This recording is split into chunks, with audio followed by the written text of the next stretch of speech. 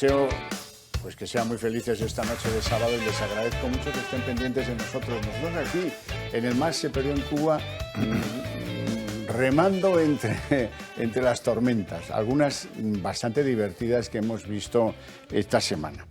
Voy a empezar por algo que no es nada divertido, y es que hoy es 11M. Hoy es 11M, aquí nos queremos, como siempre, acordar y solidarizar con todas las familias de españoles y de no españoles que perdieron a alguien o que tienen algún herido de aquel atentado salvaje sin aclarar todavía.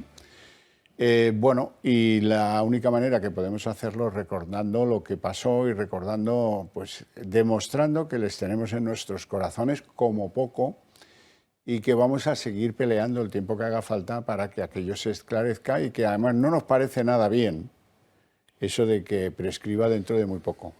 Al final de este año, bueno, el 11 de marzo del 24, quedará prescrito técnicamente y espero que eso lo arregle alguien. Bueno, lo primero, presentar a la mesa, porque en la mesa hay alguien que lo puede arreglar. Alguien que lo puede arreglar. A ver si descubren quién. Empiezo a presentar la mesa. Don Iñaki Ezquerra, intelectual, fundador del Fuero de Hermoa, uno de los hombres que mejor conoce los entresijos de las políticas de algunas nacionalidades históricas, no solo una, he usado el plural y sé por qué lo digo. Muy buenas noches. Buenas noches, Javier. Bueno, don Mario Garcés, diputado del Partido Popular, pero hombre de la cultura, hombre polifacético. ¿Eso es malo o es bueno? Ahora no es ningún género, En la política es malo y en el género de ser malo es un gustirrinín estar contigo el sábado por la noche. Es un gustirrinín. Ya está pameando. Ya estoy pameando. Pameando. ¿El pamesa entonces qué será? No lo sé. Y las pamemas, imagínate. Uy, las pamelas, pamemas. Uy, caramba. La verdad es que sí, da mucho juego. Don Miguel Ángel Ferrero, ¿cómo está? Qué alegría estar aquí hoy. Abogado, penalista, analista político, expolítico en las filas del PSOE. Y además, y esto hay que agradecérselo aparte, acusador de Gerard Piqué y de Rubiales. Los que no siguen el fútbol no saben probablemente ni quién era Rubiales, casi ni quién era Piqué. De Shakira ya no les pregunto, pero si yo les digo, oye, pues tú te quedas un palo y yo te doy 2 palos, 3 palos, llevamos el partido, les colamos a los saudíes 7 palos, en nada. A que ya les va sonando. Bueno, pues este señor es el acusador popular. Y yo que le felicito por ello. Muchas gracias. Bueno, dicho recupero el hilo. El hilo es que hoy hay que rendir homenaje a todos aquellos que murieron en aquella barbaridad que fue lo del 11M. Miércoles 10 de marzo de 2004, España estaba sumida en un clima de ruptura total. Aznar se había echado a un lado y tomaba el relevo un gran líder del cual todos estamos detrás, que se llama Mariano Rajoy. Al otro lado se situaba un partido socialista dispuesto a apoyar la disgregación del Estado. Estamos en la cohesión territorial de nuestro país. A día 10 de marzo, toda España tenía la mirada puesta en la carrera hacia las elecciones del domingo. Pero el día 11 de marzo, todo se sumió en la oscuridad. Monse, oye, estoy en la ducha, ha habido una bomba en el tren y hemos tenido...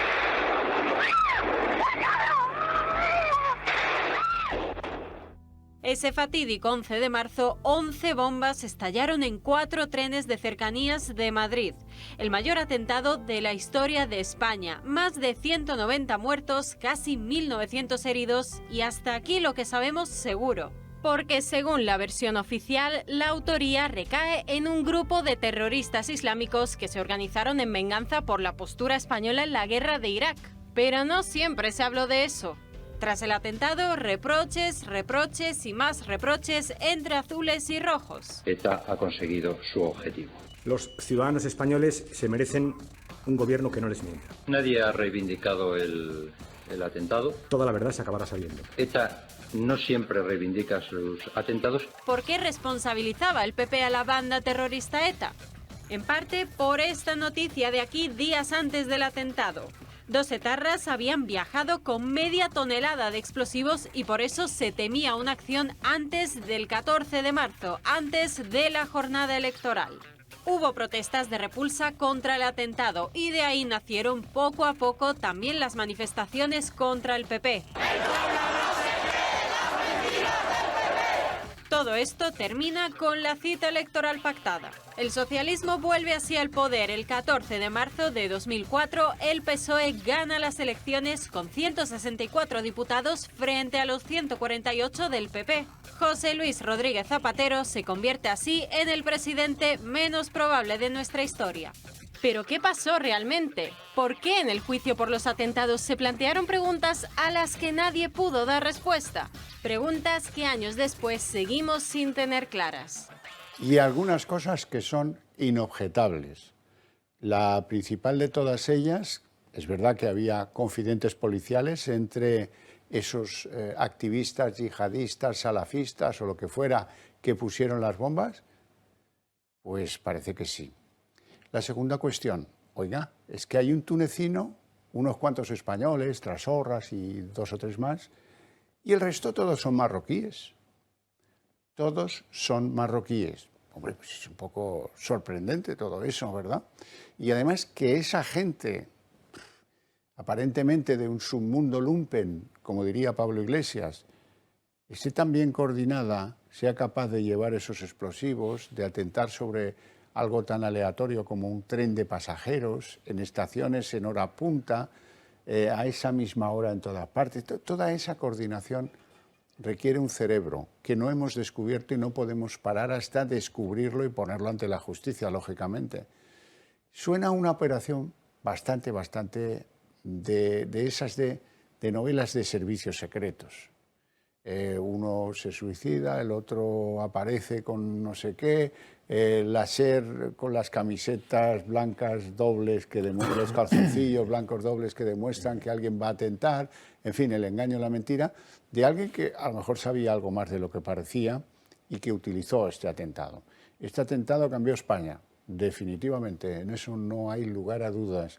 Hemos hecho todos lo necesario, lo que debíamos hacer para el esclarecimiento de esto. Hemos presionado poco, hemos dejado pasar algo, porque bueno, pues ya sabes, sí, pero probablemente, pero claro, sería peor entrar en una fase. Solo les quiero contar que 3 meses después del atentado condecorábamos al general marroquí de los servicios secretos. ¿Y saben con qué? Con la orden de Isabel I. Raro, ¿no? Todo un poco raro. Bueno, quiero escucharos a vosotros. Iñaki. Sí, bueno, pues que un atentado que es el más grave, el atentado terrorista más grave de la historia de España, siga teniendo esos misterios y esos enigmas alrededor, pues resulta grave y da una imagen muy tétrica de este país, ¿no? Además, a esos misterios se añade la utilización política que se hizo de aquello, ¿no? Yo en aquella época apoyé al Partido Popular en el País Vasco, pero yo no estaba a favor de la guerra de Irak. Es más, en 2 ocasiones que tuve a Aznar delante, en mítines en los que apoyé al Partido Popular al lado de Basagoiti, de Antonio Basagoiti, lo dije, es decir, que no estoy con tu guerra, pero eso no quiere decir que no pueda apoyar una alternativa concreta en el País Vasco, una alternativa política. Pero, aun no estando a favor de esa guerra, sí me percaté perfectamente de que parecía la primera guerra que había habido en la historia de la humanidad. Es decir, que lo que hizo el Partido Socialista en aquel momento, bueno, inventaron además, yo creo que es un episodio negro que además va a quedar para la historia del periodismo, es decir, que la utilización de los medios, bueno, aprovechando, es verdad que aprovechando todos los errores del gobierno, ¿no?, del Partido Popular, pero la utilización tan mezquina y tan vil y tan obscena que se hizo de los medios, bueno, el famoso Pásalo se creó ahí. Y luego que es algo por lo que el Partido Socialista no ha pagado, digamos, una cuenta moral, es decir, que cierta izquierda que se alió en ese momento y que además se presentaba como pacifista, ¿no? Es decir, que, vamos, en fin, históricamente, pues la izquierda no ha sido una gran comprometida con la causa pacifista, en fin. Pero a lo que voy es que hasta hubo un programa en la televisión vasca que se llamaba Pásalo. O sea, estaban tan orgullosos de lo que habían hecho la izquierda más populista de este país y los nacionalistas, que tenían un programa de televisión que lo dirigía, vamos, que lo presentaba Iñaki López, que ahora está también en otras televisiones. Bueno, pues es que hacían alarde de aquel aprovechamiento, o sea, en medio de los cadáveres, intentando buscar votos. A mí me parece que es un capítulo muy triste en el que, por cierto, estaba de primer alférez un tal Alfredo Pérez Rubalcaba, que pasaba luego por un moderado excepcional. Fue el que amenazaba, o lo contáis y cambiáis la versión, os vais a enterar, ¿no? Bueno, doy la bienvenida a doña Rocío de Mer, diputada de Vox en el Congreso, que se ha retrasado y se incorpora ahora al debate. Estamos hablando del 11M. Muchas gracias. Doy palabra por acá. Bueno, en primer lugar, bienvenida, Rocío, una gran compañera en el Congreso de Diputados. Ha hecho un elogio esta señora. Una magnífica diputada. Ha hecho esta señora un elogio impagable el día del 8M de nuestra Isabel la Católica, que en fin, que hay que quitarse el sombrero. Bueno, yo como aragonés complementaré con Fernando el Católico, también reivindicaré mi condición de aragonés y de hombre, a pesar de que me cambió el sexo la presidenta del Congreso el otro día, involuntariamente. Vamos a ver, en el terreno de lo inobjetable, en el terreno de lo incuestionable, ese atentado cambió la historia de este país. Tú lo has dicho claramente y eso es un hecho absolutamente indubitado. La nueva llegada del Partido Socialista Obrero Español al poder sitúa al Partido Socialista en una quebrada, en una derivada que no se había vivido hasta ese momento. Porque frente al pragmatismo y el posibilismo más estatalista de Felipe González rompe una forma de socialismo en el que comienza a cultivar cierto espíritu segregacionista, cierto espíritu de afección con formaciones nacionalistas y comienza a haber una nueva dinámica en las relaciones exteriores, fundamentalmente con algunos socios del norte de África. Por consiguiente, es una ruptura del modelo de conocimiento y de percepción que tenía el Partido Socialista respecto al concepto de Estado. En segundo lugar, respecto a las afirmaciones indubitadas, hay algo que se ha generado como una especie de lema, un mantra permanente entre la sociedad española, y es que la gente, como dicen ahora los modernos, sobre todo la izquierda, fue a votar engañada. Eso es tremendamente falso. Cuando el domingo se fue a votar, ya se conocía todo.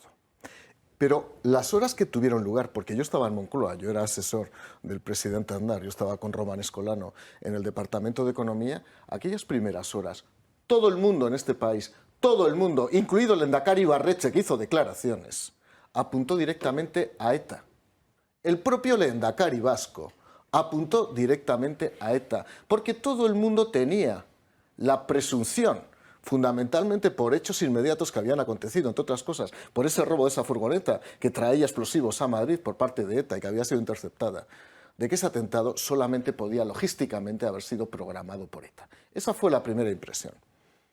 Al cabo de las horas, es decir, ya el viernes y el sábado, cuando se produce el suicidio, la autoinmolación de estos salvajes en una de las ciudades, no me acuerdo si en Leganés o en Getafe, en el sur de Madrid, ya en ese momento todo el mundo sabe que había unos autores materiales que no eran ETA, que eran al menos unas personas de origen musulmán. Esa es la realidad.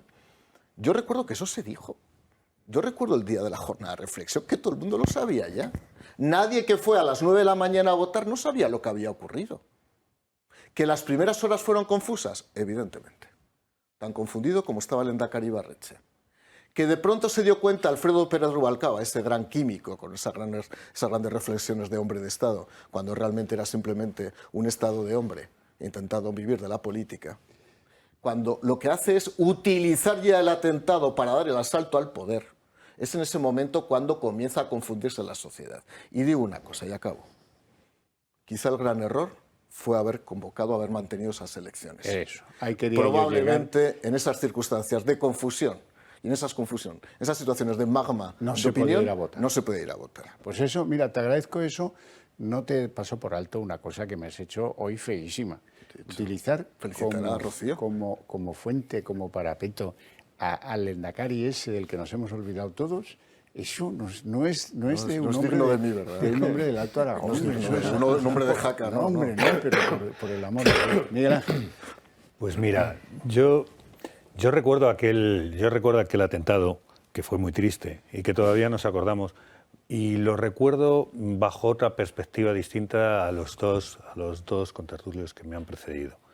Recuerdo, para empezar, yo nunca pensé que España estuviera en ninguna guerra. Nunca lo pensé. Por eso yo jamás me manifesté en ningún sentido, porque realmente España no participó en ninguna guerra, ¿no? España no fue a ningún sitio. Sí que se mandó un buque, creo recordar, un buque humanitario, creo recordar. Por lo tanto, a mí no me parecía. Siempre, además, la visión que muchos tenemos de este país es, creo que la mayoría, aunque luego se digan otras cosas, es que hay que tener una participación dentro del entorno internacional necesaria. De hecho, posteriormente estuvimos en Afganistán.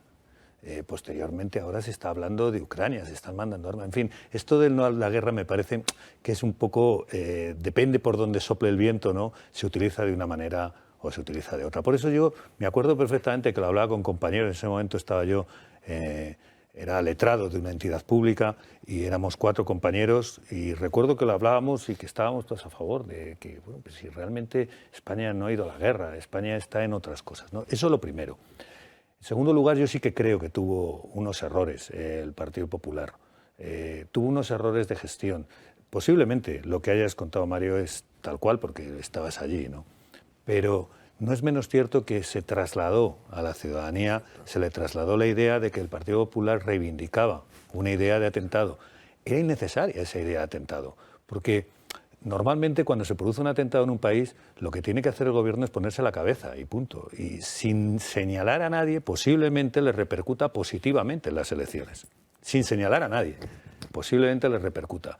Porque fijaros qué terrible el argumento de decirle a alguien que existe una relación causal entre realizar una serie de actuaciones políticas internacionales a lo largo de un año y que posteriormente ponerse en el mismo lado de lo que están arguyendo los terroristas que pone la bomba.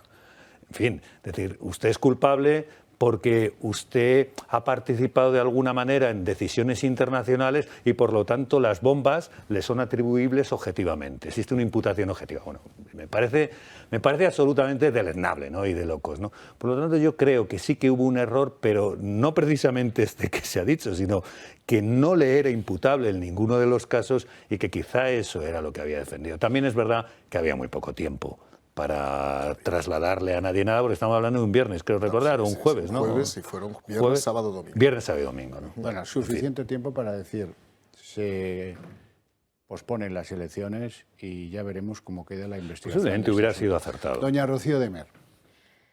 ¿Qué tal? Encantada de estar con todos y también con Mario, al que tengo mucho aprecio y lo sabe, compañero casi de bancada, además. Sí. El 11M, bueno, el 11M yo creo que, y nada que añadir a lo que ha dicho Mario, que efectivamente lo vivió en sus carnes, vamos, aquellos días probablemente. Yo era una niña y sí recuerdo la conmoción que creaba en la gente, ¿no? Y yo en mi caso, en mi clase, en mi colegio, todavía lo recuerdo, ¿no? Y yo creo que una de las grandes deudas que se tiene con el 11M y sobre todo de reparación a las 193 víctimas, creo que fueron, ¿no? Es el que se puedan desclasificar finalmente los documentos, ¿no? Y que se pueda acercar a la verdad de lo que sucedió para los españoles, ¿no? Yo creo que es el respeto que merecen las víctimas es que algún día podamos saber todo aquello que... ¿Quién fue el cerebro? ¿Quién fue por qué? ¿Quién dio las consignas? Todo lo que necesitan saber, no para pasar página. Los que han perdido a alguien o los que tienen a alguien herido en la familia en esos atentados no van a pasar página nunca. Y España haría muy bien en tampoco hacerlo. Y sobre todo por respeto en tener claro un asunto, pues hasta ahora que flota en el ambiente, que es ¿qué hacían tantos marroquíes conspirando contra España con artefactos explosivos, con bastante sofisticados aparatos de explosión de esos artefactos y de esa forma tan coordinada que requiere pues, una organización de precisión militar. ¿Y esa quién la proporcionaba? Pues eso ahí no entramos. Y hicimos aquella cosa del juicio y todo aquello del juicio y tal, que no sirvió en absoluto para calmar a media España, que sigue pensando que aquello se cerró en falso. Nos vamos a publicidad. A la vuelta empezamos con temas, digamos, menos tristes, pero la verdad es que sentíamos la obligación de querer estar hoy, 11 de marzo, con las víctimas, con las familias que, bueno, pues perdieron a alguien en ese atentado.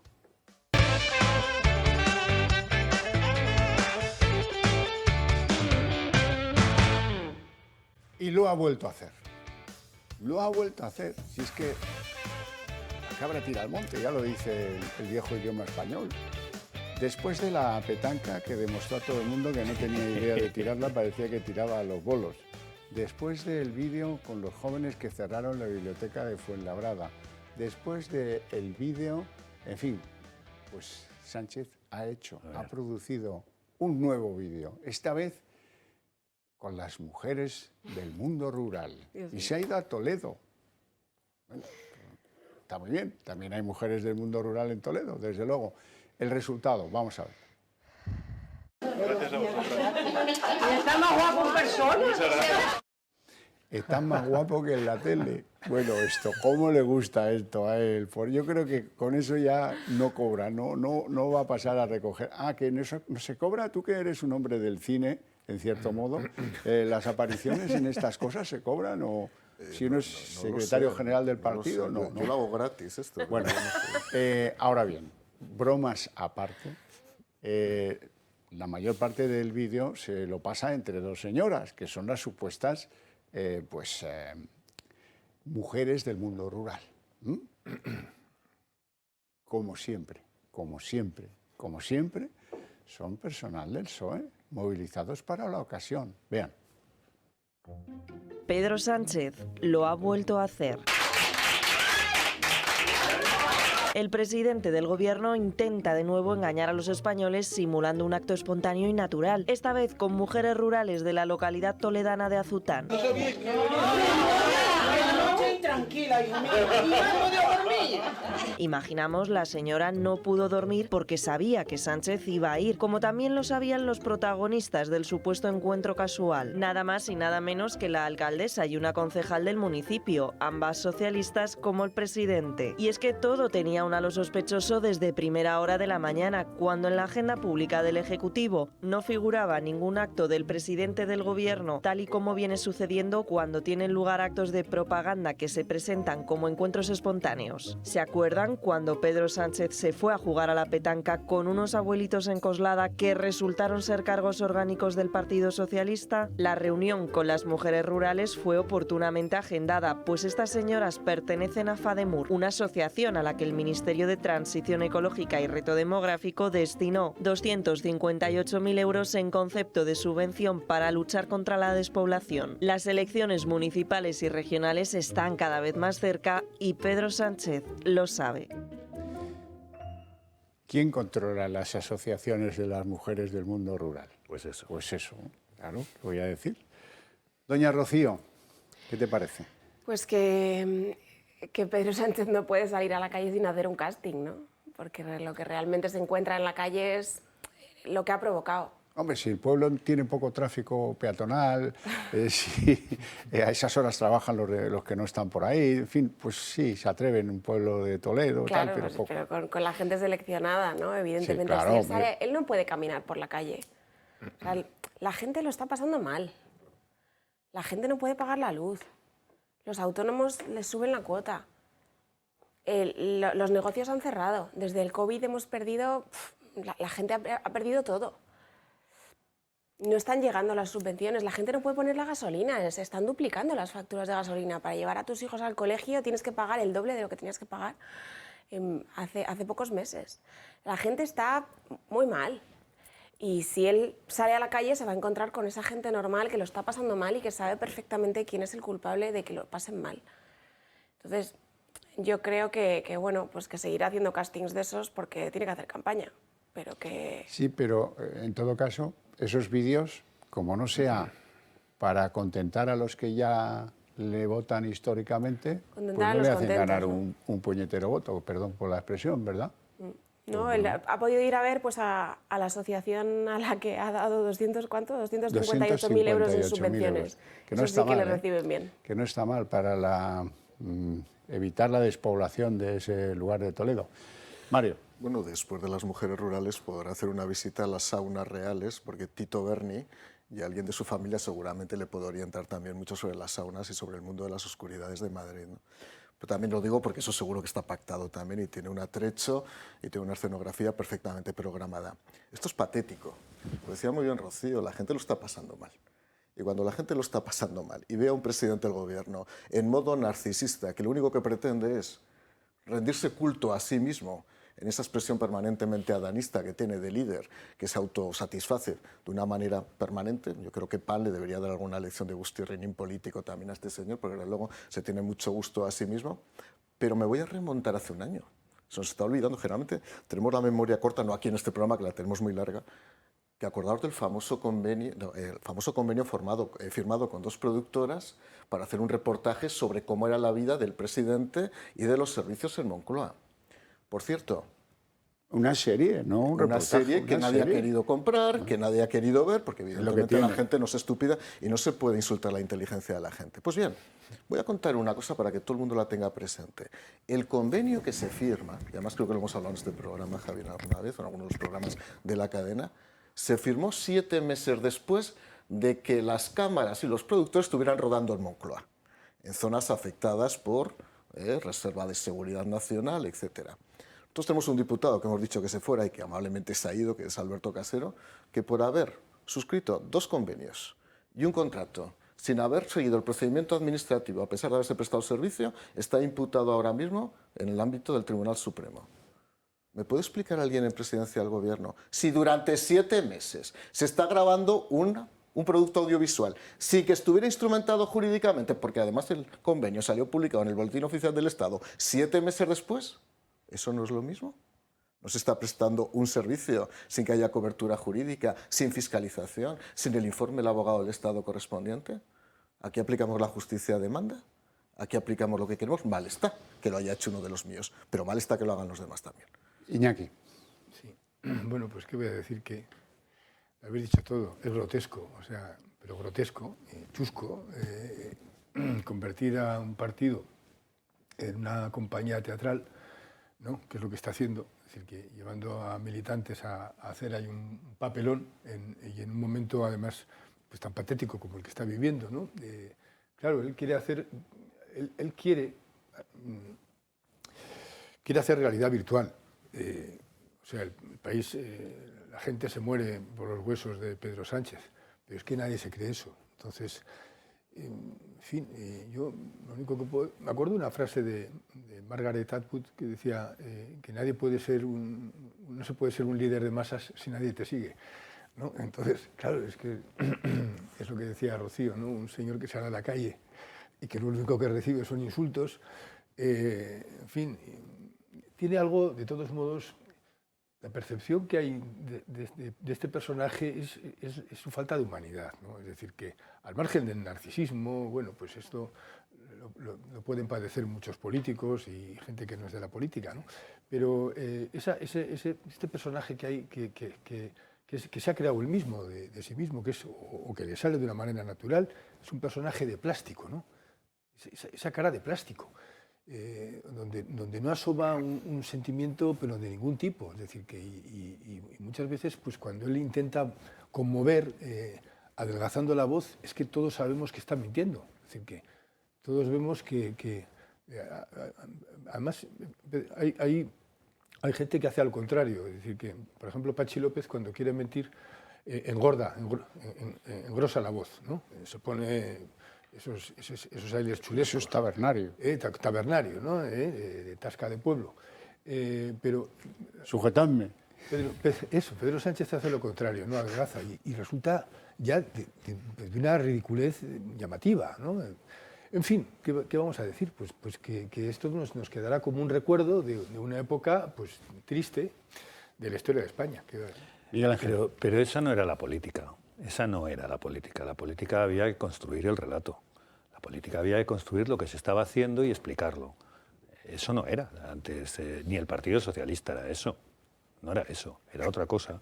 Esto de que todo sea atrezo y que todo sea teatro y que todo sea preparar los actores y que me preparen las cámaras, pues es muy triste porque ahí no se están solucionando los problemas de la ley del sí o del solo sí es sí, ni los problemas de que ahora ya sabemos que son 430.000 nuevos parados, ¿no?, los que había en diciembre, ni los problemas de la ley animal que hemos hablado alguna vez, ¿no?, lo triste que llega a ser que sea punitivo el dejar a la gata 3 días en casa, pero que no tenga la más mínima represión penal el matar a alguien por imprudencia leve. En fin, todas estas cosas, todos estos desatinos, ¿no?, que están teniendo, yo creo que tienen bastante más importancia que esto, ¿no? Y el problema es que esto entra en todas las casas como un tiro. Y ese es el problema. Es importante denunciarlo permanentemente, ¿no? Bueno, entra, pero como algo para hacer reír, entra como algo, en fin... No lo creas, no, depende del sitio, ¿no? Hay personas pues que les encanta ver que su líder pues es amigable, puede estar con otras personas y tal. Por eso es importante decir, no, mira, esto es un atrezo, esto no es verdad, esto es una parte que se monta y que es parte de Netflix o de HBO. Sí. Bueno, es cosa que nos aleja del mundo real y el esfuerzo de un comunicador que sea decente es volver a hacer que los demás y él mismo estén en el mundo real. Hoy hemos tenido, no hoy, esta semana, hemos tenido la suerte de que se ha pinchado un globo. Yo llevo aquí desgañitado durante más de 2 años contándoles que no se crean las cifras del paro. Siempre suelo decir, oiga, es que hay 2 conjuntos, uno, el de los parados que hacen un curso del SEPE, pero están en el paro y quieren salir del paro, pero como hacen un curso del SEPE, los tachan. 230, 240.000 españoles. Segundo grupo, quizás porque han pasado un COVID no demasiado fino, hay muchísima gente, casi 300.000 españoles que dicen, sí, yo quiero trabajar, necesito trabajar, estoy parado, pero no me pongan 8 horas, pónganme hasta 6, puedo asumir hasta 5, puedo asumir 4. Muy bien, pero tienen el mismo derecho que cualquier otro a acceder al mercado laboral. Bien, esos tampoco los contamos, pero entonces ya son casi 500.000 los que no contamos. Y ya esta semana ha sido fantástico porque en el SEPE están tan hartos de quienes les gobiernan que han filtrado las cifras que demuestran que de los fijos discontinuos hay 447.000 que están cobrando el paro. Y si están cobrando el paro es porque no trabajan. Y si no trabajan no pueden ser fijos, ni discontinuos tampoco, son desempleados. Así es que casi 900.000 son los parados ocultos que este gobierno ha enterrado estadísticamente para poder salir diciendo, oh, los datos del paro van a ser la octava maravilla, magníficos y tal, engañando a los españoles. Y hay cosas más sagradas que otras. El paro es de las más sagradas y no se puede engañar en eso. No se puede engañar. Es de una falta de dignidad política y moral y humana de quien lo hace, terrible, porque hay que respetar y mucho a los ciudadanos que están en el paro. Bueno, y hay que aplaudir y mucho a personas muy queridas de esta casa, que son colaboradores y que han dado el callo persiguiendo ese paro oculto, y ya esta es la última dimensión. Ahora ya creo que casi lo sabemos todo, aunque él cree que 447.000 no son todos los que están en el paro de los fijos discontinuos. Me refiero a don José Luis Fernández Santillana, jefe de análisis y estudios del sindicato Uso, que comentaba con nosotros pues el afloramiento de esos 447.000 desempleados. Está bien que reconozcan algo que ya sabíamos todos. A esos 3.400.000 habría que sumarles estos 400.000. Con lo cual estamos hablando de prácticamente 3.900.000 desempleados. Oiga, más cerca de los 4 millones que otra cosa. Hay con disposición limitada, con relación laboral, TEAs, que son los trabajadores eventuales agrarios, los ocupados, los demandantes que piden un empleo específico y luego los otros no ocupados. Bueno, todos estos que les he nombrado no computan como parados. Lo que no es de recibo es que haya gente que esté, como dicen los propios datos del Ministerio, que son perceptores de prestaciones y no estén computando como parados. ¿Existe una prestación por estar ocupado? Bueno, aquí don Mario pedía hacer alguna consideración sobre este particular y saltaremos de tema inmediatamente. Bueno, hace 2 semanas, a 2 metros de Rocío, me tocó preguntar a Yolanda Díaz y le recordé que estaba mintiendo antes de conocer estos datos. Ella me llamó mentiroso a mí. Por lo tanto, hoy públicamente puedo decir, vicepresidenta, eres una mentirosa. Y por fin ya era hora que desde el propio SEPES, por ciento, se hiciera pública esa información. Pensaba que te ibas a arrancar con el verso entero de la canción, que la detengan, es una mentirosa, que la detengan, todos de acuerdo. Todos de acuerdo. Pero bueno, esa es la realidad. Vamos a la reforma de la ley del solo sí es sí, aquí con acento. Con acento ya saben el lío que hay con... Ahora los pijos le llaman la tilde, a que lo que nosotros llamamos en el bachillerato el acento, ahora se le llama la tilde y si no, no entras en el club. Han estado sesudos miembros de la Academia Española viendo a ver si solo debía o no llevar acento y han hundido uno de los principios de la Real Academia Española de la Lengua, que es que ya no fijan nada. Ahora lo dejan al albur del que escribe, si considera importante o no, pues que la ponga como irrelevante, ¿no? Ya se han acostumbrado a los poquitos caracteres de las redes sociales y ahora podrás poner la tilde o no. Pero sola y borracha no. Cuando tú quieras, que es una función de la Real Academia un poco novedosa, ¿no? Ya no dirigen la cosa, ya dicen, bueno, que hagan lo que quieran, tú que pongan la tilde o no. A ver cómo resuelven la frase. Dice, anoche hice el amor solo 2 veces. Eso sin tilde. Con la tilde significa una cosa. Eso es. Y sin la tilde significa otra. Eso. De ahí que la tilde siga siendo importante. Aunque la Real Academia pues han dicho, vamos a pelear nosotros por el acento. Venga, hombre, vamos. Pero si nadie lo pone, ni este ni ninguno. ¿Por qué hay que salvar este? Dime, Iñaki. No, se supone que hay un criterio, que se va a poner la tilde, como ellos dicen, con el criterio de si puede dar lugar a confusión o no en el habla o por escrito. Entonces, claro, el problema está en que eso es suponer que la sociedad española domina muy bien la sintaxis y que sabe perfectamente cuándo se puede generar confusión o cuándo no. Es decir, que cuando el solo responde a la soledad o responde a soledad del sujeto o responde al solamente, ¿no? Claro, en fin, yo creo que dada la cultura política que demuestra esta sociedad, con un presidente como el que tenemos, pues creo que, en fin, que haría falta una sociedad más preparada culturalmente para poder disponer, para poder tener esa regla. ¿Qué ganas tenéis? Que responda al criterio, porque al fin de cuentas pues no deja de ser subjetivo. Es decir, que si hay confusión, no la hay confusión, es lo que tú dices, ¿no? Claro. Pero esa no es la función de una Real Academia de la Lengua que se precie en cualquier país del mundo. Que os agarráis, saltáis a mi cuello, tenéis ganas de darle a la tilde o al acento que decíamos antes. Yo quería hablar de la ley del solo sí es sí, de su reforma y de cómo eso ha generado pues la mayor confusión del mundo mundial o del mundo de Moncloa, del mundo de esos 2 partidos que hasta el final han mantenido una disputa, perdón por el final de la palabra, tremenda, con algunos momentos imborrables. Yo no sé qué piensan los que decidieron votar sí a la reforma que propone el PSOE, pero yo me pondría muy nervioso si viera que el propio presidente hace pella y se quita de en medio el día de la votación. Me pondría muy nervioso, porque este es capaz de, después de conseguido el sí, pactar con Podemos unos cuantos agujeros negros en el texto de la ley y olvidarse de lo que le ha planteado a los grupos de la oposición para que le apoyen. Vamos. En fin, ¿cómo deja las cosas esto? Esto deja las cosas en que todos sabemos que van a continuar unidos hasta el final de la legislatura, pero los cacharrazos se oyen a muchos kilómetros. Es el caso, pues por ejemplo, de Ione negativo Belarra, que dice que, oiga, esto de la manada, pero si estabais tan contentas con la condena de la manada, ¿a qué viene ahora este aspaviento y hablar todo el día de la ley de la condena de la manada? Es como un mantra.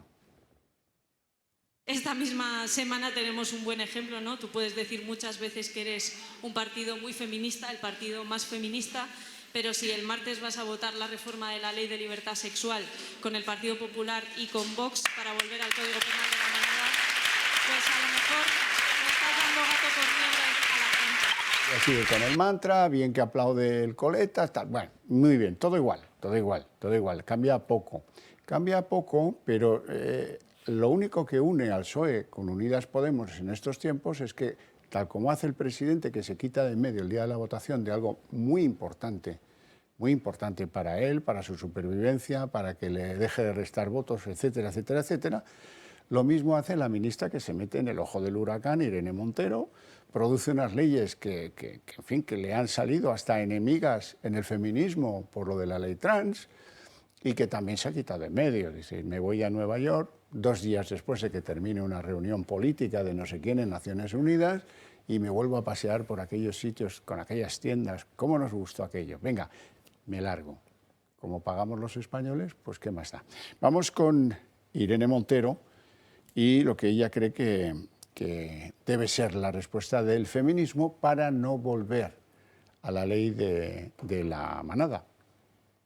Tenemos que llegar a un acuerdo para que el día 7 de marzo no se vote en el Congreso de los Diputados la vuelta al Código Penal de la manada. Este Gobierno y la mayoría feminista del Congreso tiene que dar una respuesta a la preocupación social y a las víctimas que están viendo cómo algunos jueces rebajan las condenas a sus agresores sexuales. Pero esa respuesta tiene que ser una respuesta feminista. No podemos permitir que este 8 de marzo tengan la oportunidad el Partido Popular y Vox de ocupar las portadas por haber sumado sus votos para volver al Código Penal de la impunidad de los agresores.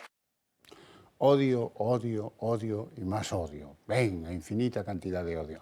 Bueno, la mala leche va por barrios, ¿eh? También los del PSOE tienen mucha mala leche, porque el día de la votación dejaron absolutamente solas a Irene Montero y a Ione Belarra. Ahí las ven, en el banco azul.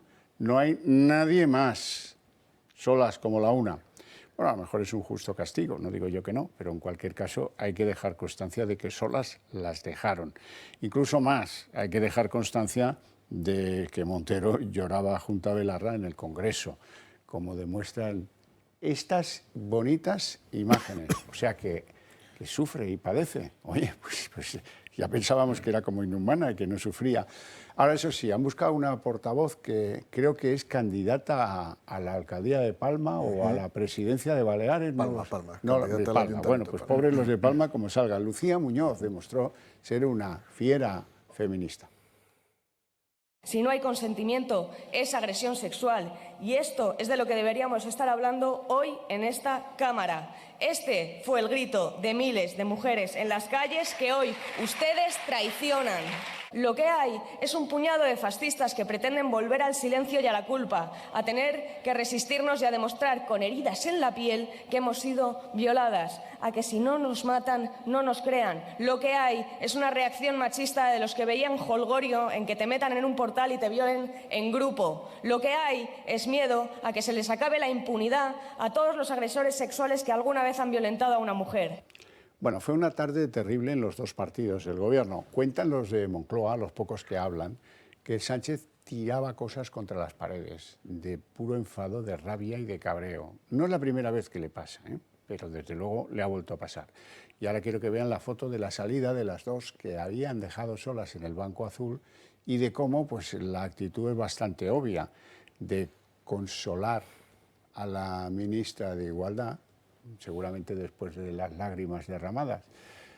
Doña Rocío de Mer, ¿cómo vistes tú este día?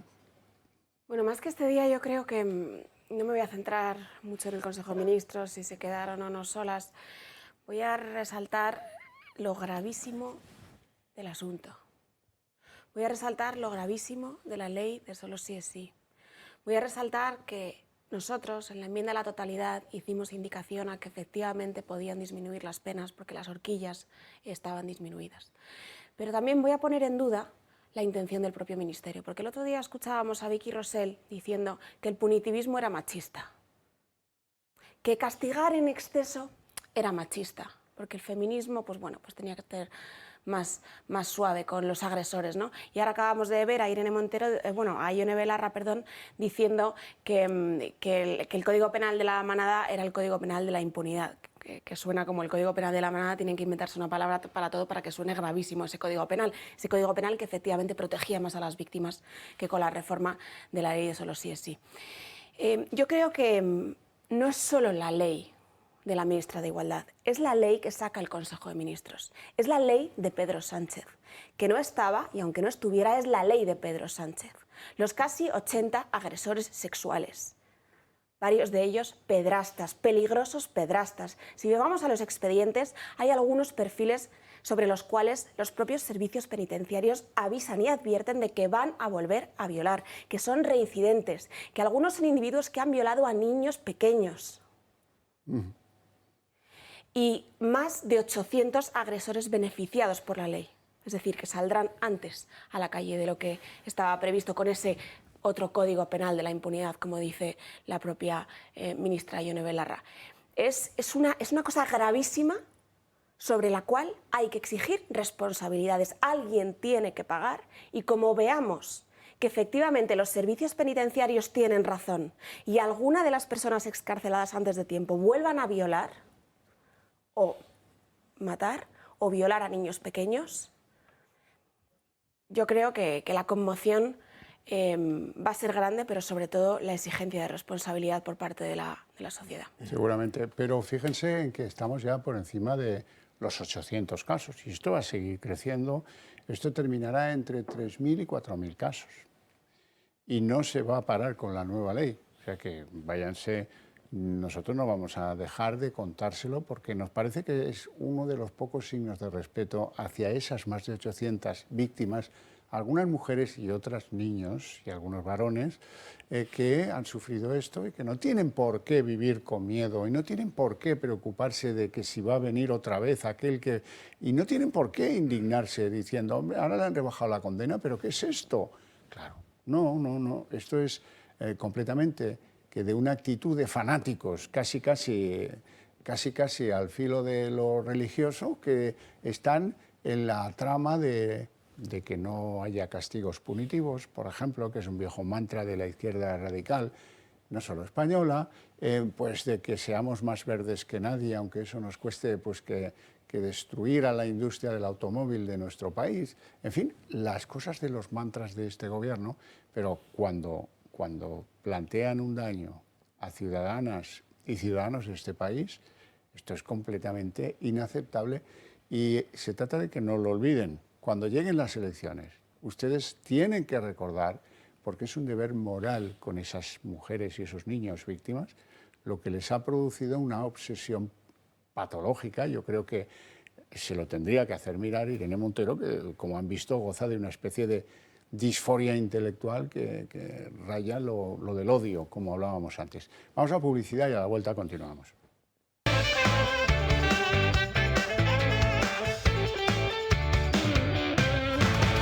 Tan evidente quedó, tan claro quedó que se insultaban allí de forma pues, muy salida de tono, que luego han salido diferentes interpretaciones.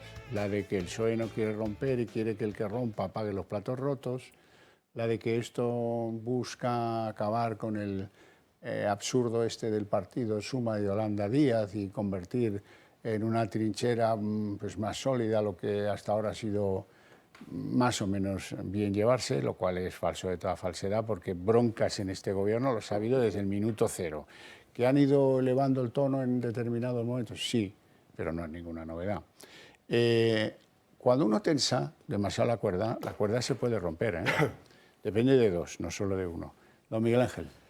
Sí, hace aproximadamente 3 años la estrategia está montada más o menos, pues como siempre se hacen estas cosas, cuando quede un año, cuando queden 8 meses de gobierno, pues empiezan los encontronazos. Eso va de suave, eso es por el libro y eso es indiscutible que eso iba a pasar, porque pasa en todos los gobiernos de coalición y entra dentro de la normalidad de casi cualquier actividad política.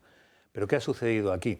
Aquí ha sucedido algo distinto, y es que la caída en picado con este tipo de leyes que está sufriendo el gobierno, y en este caso el Partido Socialista, es tan brutal que toda esta estrategia se le ha venido abajo. Y sin embargo la sigue llevando a cabo, porque la estrategia era: vamos a dividir a nuestro límite, vamos a dividir a Yolanda con Podemos, vamos a crear ahí 2 lugares, ¿no? ¿Cómo era? El espacio de Yolanda, ¿no?, que decía el presidente del gobierno. Vamos a crear 2 espacios para dividir y para que saquen más o menos lo que sacaba Izquierda Unida cuando no estaba Anguita. 5 o 7 diputados, una cosa así, en este caso cada uno, ¿no? Lo que pasa es que, claro, que eso vale cuando tienes 120. Cuando tienes 95 o vas a sacar 95, pues en fin, lo que estás haciendo es cargarte y excavar tu propia tumba. Y como dice un contertulio habitual de aquí, lo primero que tienes que hacer para no irte más al fondo es dejar de cavar, ¿no? Y eso es lo que se debería estar haciendo, dejar de cavar. Pero permíteme que hable de una cosa que he escuchado. Dice, el código de la manada. No hay consentimiento si hay violación. Es que no hay consentimiento si te roban. Es que si te roban no hay consentimiento. Es que si hay apropiación indebida no hay consentimiento, hay otra cosa, hay donación. Es que si te hurtan tampoco hay consentimiento. Es que si hay corrupción en los negocios tampoco hay consentimiento. En fin, es que el consentimiento es una de las bases, no digo para todo, pero una de las bases de nuestro sistema punitivo y de nuestro sistema legal. Entonces, es de tal memez hablar de estas cosas que uno llega a una conclusión. Y es que es todo mentira.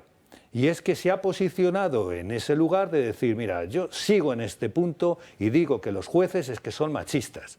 Y digo que los jueces nos están metiendo, nos están sacando a los veedores a la calle, como dijeron el otro día en la manifestación. Y como van diciendo por todas partes, son los jueces los culpables. O sea, no es que sepa, es que no sepa que esto que estoy diciendo es una barbaridad. Es que me da igual decir una barbaridad. Porque lo importante es que mantengo la posición política. Las mujeres, bueno, pues el feminismo, ¿qué más da, no? Las mujeres, ¿qué más da? Los violadores, bueno, hombre, pues si se van a la calle, ¿qué más da? Y en este caso, y termino, en este caso coincido. Hay una visión de la política criminal muy diferente a la que tiene y a la que debería tener este país.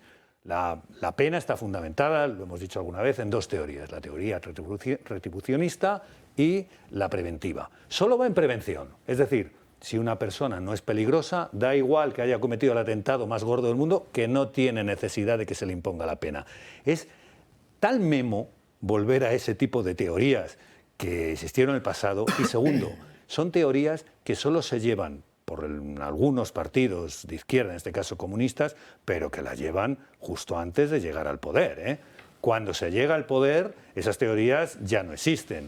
Y si no, que se lo pregunten a los venezolanos y a los cubanos. Bueno, hemos dicho antes que la maldad va por barrios. Tampoco son inocentes los comentarios de las ministras feministas del PSOE. De tener a un presidente que decía que esta ley será famosa mundialmente y la adoptarán en otros países porque es la 8ª maravilla, a la hipocresía y al cinismo de María Jesús Montero, que dice, bueno, hay que arreglarla porque es que la ley está tan mal hecha, tan mala, produce tantas cosas. Vean. Evidentemente tenemos que corregir aquello que no funciona de una ley que es muy buena, que es una ley que nos va a permitir una mejor protección de las mujeres, que permite un abordaje integral de esos casos de violencia de género, pero que sí ha generado una mínima capacidad por parte de los tribunales de que se rebajen las condenas. Hay que corregirlo. Y esto es lo que está haciendo el Partido Socialista. Por eso no se entienden algunas expresiones fuera de tono que se escucharon ayer desde la tribuna, que no se corresponden con la realidad. Nosotros somos un gobierno de coalición. Significa que somos 2 partidos políticos, que tenemos por delante un programa de gobierno que ha avanzado mucho, pero que todavía le queda camino por recorrer. Vamos a agotar la legislatura y, por tanto, tenemos que centrarnos. Iñaki Ezquerra. Sí, yo en este debate lo que estoy observando es que, frente a los disparates del populismo de Irene Montero y de Belarra, se está ahora presentando el Partido Socialista y figuras como Carmen Calvo como que son la sensatez. Entonces, incluso como que representan el genuino feminismo. Y esto no es así. Es decir, porque estamos ante dos feminismos falsos. Y voy por partes. O sea, primero,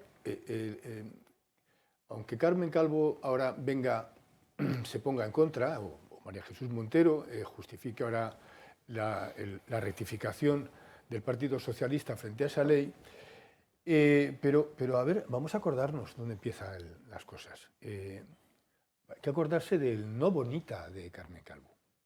Y además que es anterior, porque además siempre nos estamos refiriendo al famoso 8 de marzo del COVID. De la pandemia. Pero es que el problema empieza el año anterior. Es decir, que en el 2000, eso ocurre en el 2020, pero en el 2019 es cuando firman un manifiesto conjunto, Podemos y el Partido Socialista, en el que van contra ese manifiesto, o sea, era un manifiesto presuntamente feminista, pero no podía haber feminismo si no se era anticapitalista, antimilitarista. Es decir, que al firmar aquel manifiesto, el Partido Socialista, que estaba en el gobierno, entraba en una serie de contradicciones, porque inmediatamente si firmas un manifiesto así, lo primero que haces es hacer desaparecer el Ministerio de Defensa. Luego, y en España queda abolida la economía de mercado, en fin, nos salimos de la Unión Europea. No era así. Entonces, era un manifiesto absolutamente disparatado. Pero ahí iban todas juntas, ¿no? Es decir, que... y en ese contexto es cuando sale el no bonita de Carmen Calvo. No bonita, lo que le decía, quiero recordar que a una periodista, es que el verdadero feminismo ha estado, de donde surge, es del pensamiento socialista, hasta el punto de que conforma su genealogía, llegó a decir, conforma su genealogía, ¿no? Bien, pues esto no es así. Es que esto además, luego tenemos una derecha que se calla ante estas cosas y no dice nada, pero vamos a ver. El feminismo, y creo que este tema ha salido alguna vez aquí, a ver, el feminismo surge, y el gran antecedente es las sufragistas que están a caballo entre el siglo XIX y XX, aunque hay algunos antecedentes anteriores, pero bueno, es el movimiento sufragista. Esto solamente se podía dar no en países donde hubiera regímenes de izquierda, en regímenes socialistas, se tenía que dar en democracias, lo que llaman democracias burguesas, porque es donde había elecciones. Es decir, ¿dónde se da el sufragismo? Sí, o sea, ese primer feminismo. En la URSS sufragistas la había. Donde no se iba a dar es en la Rusia posterior a la Revolución del 17. Es más, en la Rusia posterior a la Revolución del 17 sí había feministas, y hay una muy representativa, que es Kollontai, Alexandra Kollontai, pero inmediatamente la acaban, en 4 años ya está apartada y ya la han mandado de diplomática, como la figura era políticamente utilizable, pues la envían de diplomática, creo recordar que era a Noruega, no sé si luego a México, luego a los países nórdicos, a Suecia, o sea, la mandan a donde hay capitalismo, para que juegue ahí un papel diplomático y a la vez, pues bueno, en fin, poder salvar el icono del feminismo. Entonces, a lo que voy, que es en democracias burguesas, que es en Francia, en España, en Gran Bretaña, donde crece ese movimiento feminista. Al socialismo no le interesó el feminismo en muchos años. Es decir, que cuando abraza el feminismo, lo empieza a abrazar es a partir de la cultura del Mayo francés, o en los años previos al 68, con figuras como Simone de Beauvoir, que es cuando la izquierda, pero es una izquierda europea, además, no es la izquierda soviética, ni mucho menos. Entonces, Simone de Beauvoir escribe La mujer rota y el segundo sexo, que por cierto ahora se lo corregirían y sería el segundo género, es decir, que en este momento Simone de Beauvoir sería carca, ¿no? Por hablar de sexo. Y eso es lo que llaman la segunda ola del feminismo, y es cuando la izquierda europea empieza a abrazar la causa feminista. Pero es que hay cosas, a ver, es que el gran premio que había en la URSS a la mujer era el de mujer heroína, o sea, mientras al hombre se le daba el premio de gran proletario o de héroe de guerra o de, en fin, premios relacionados con el trabajo y a la mujer el gran premio de mujer heroína era porque tenía más de 9 hijos, porque por cierto es un premio que ha querido rescatar ahora Putin. Entonces, o sea, en fin, que es una causa que la izquierda no la abraza y que a partir de la caída de la URSS y a partir de los años de la caída del muro de Berlín y de los años 90, se empieza, hay una nueva izquierda que es populista, ¿no? Que empieza a abrazar esa causa con nuevos ingredientes. Es decir, que entonces, bueno, pues vamos a establecer que había un componente antes del 90, es decir, que esa izquierda que por fin había asumido la causa feminista estaba por la igualdad, ¿no? Y asumía el planteamiento de las sufragistas, la igualdad. Pero a partir de los años 90, que es cuando entra el ingrediente populista, lo que se plantea no es igualdad, sino es lucha de sexos. Es decir, que lo que se intenta es trasladar el esquema de la lucha de clases del 19 a los sexos. Eso es lo que hace el populismo, es lo que Laclau llama la teoría del conflicto, la sociedad del conflicto, y entonces de lo que se trata es de lucha, es decir, que aquí no se está ya por la igualdad, sino por una lucha de sexos, es decir, de alguna manera la mujer sería siempre intrínsecamente una víctima, como el proletario lo era del patrón en la dialéctica de las clases, ¿no? Entonces, bueno, pues ese mismo esquema lo aplican se empieza a aplicar al ecologismo, a todo. Es decir, que, termino muy rápidamente, pero es que los que han abrazado la lucha de sexos, ahí están Lidia Falcón y ahí están, y vuelvo a decir, y está Carmen Calvo, y ese no es el feminismo clásico, ni mucho menos. Esto es muy nuevo.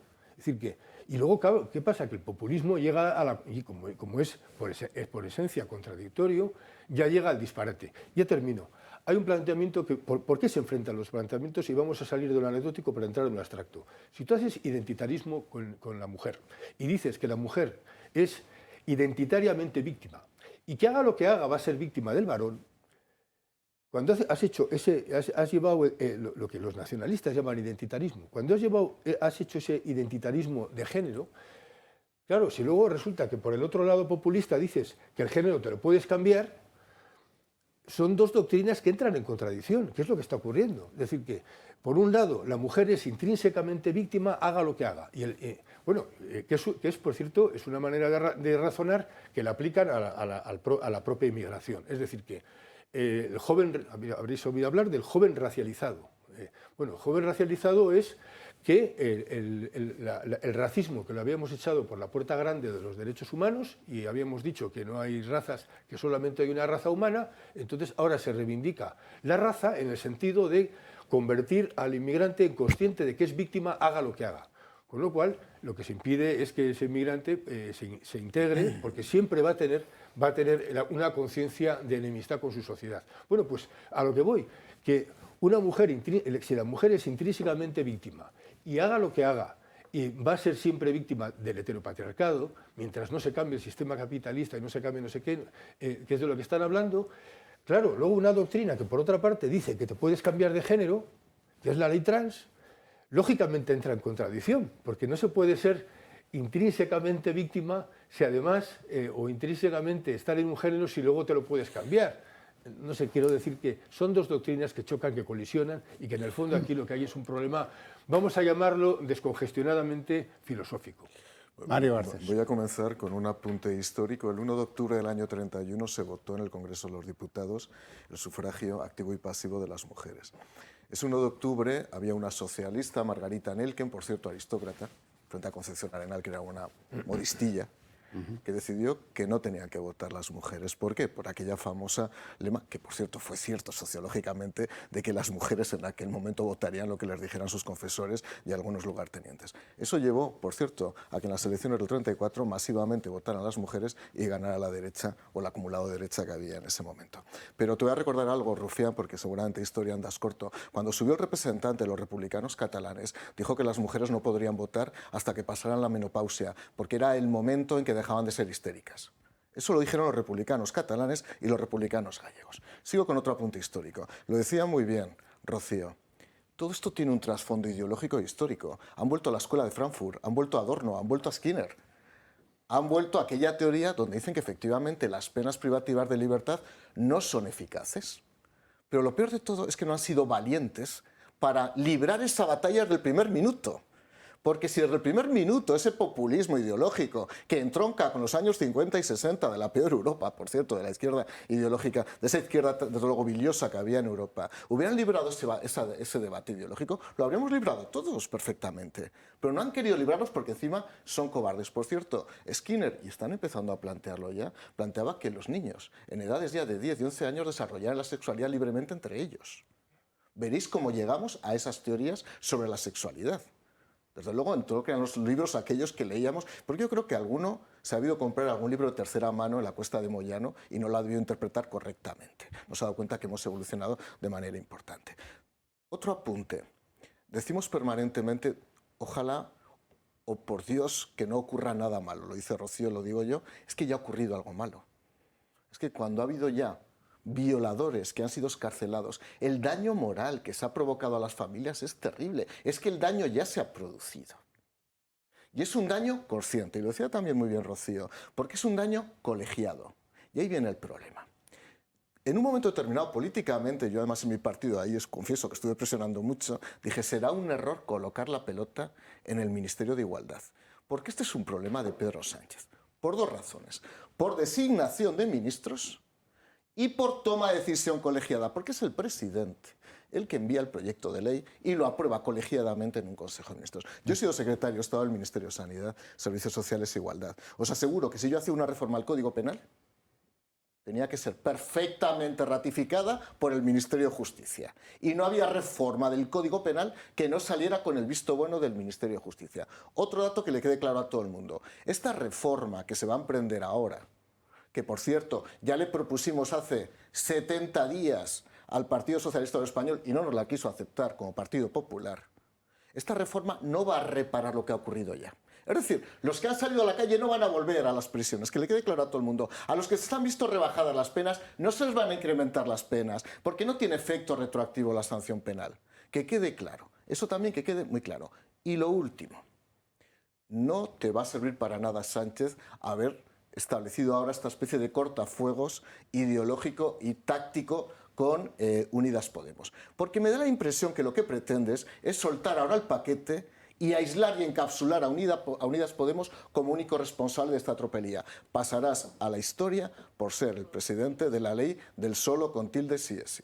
Miguel Ángel, brevemente que nos vamos a los Mario, una más. No solamente esas personas que ya están saliendo, que son 700 y pico, y los que vayan a venir posteriormente, sino todas aquellas esas personas que no hayan sido enjuiciadas y esta ley intermedia les va a favorecer. Es decir, estamos hablando de los que en los últimos 3 años delinquieron. Posiblemente estemos hablando de 12.000 personas, más aquellos que han delinquido desde el 25 de agosto. Bueno, vamos al 8M. De esa votación, al día siguiente, vamos al 8M, que ha vivido algunos momentos bastante difíciles de comprender a priori. Era el acto en el Ministerio de Igualdad. Todos los años es como el chupinazo en los Sanfermines, da pie a luego lo que son las manifestaciones del 8M. Este año lo primero es que Sánchez decide no ir, sin dar explicaciones, me han contado, sin dar explicaciones. Y se monta un acto, Sánchez en Moncloa, con mujeres empresarias. Vale. Y además pasa lo inaudito, que es que a Irene Montero le revientan el acto en su propio ministerio unas feministas que están absolutamente enfadadas con ella por la ley trans. Y sí, creo que sobre todo... Qué pesadas sois, de verdad. O sea, es una corrupción, una total... Gastando plazas. No os veo, estáis borradas, no os veo, estáis borradas. Si queréis podéis subir y explicar vuestros argumentos. Pero, ¿queréis intervenir? ¿Queréis intervenir o solo habéis venido a reventar el acto?